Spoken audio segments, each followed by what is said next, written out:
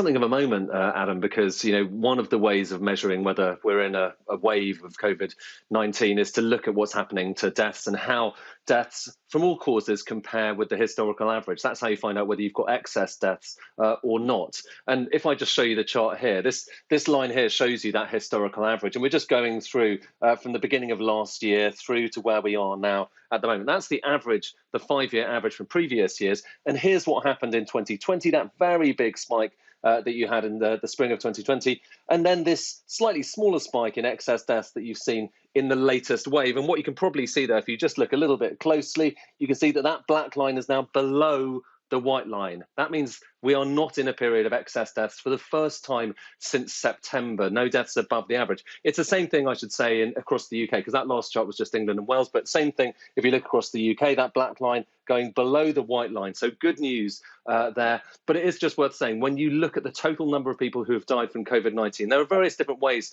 of measuring it. One is looking at the official government model, and that one would suggest that around 126,000 people have died of COVID-19 over this entire period if you take these two peaks. But the ONS has a slightly more comprehensive measure where they look at the number of deaths on death certificate, where COVID is mentioned on the death certificate. And on that basis, we're now very close to 150,000 deaths from COVID-19.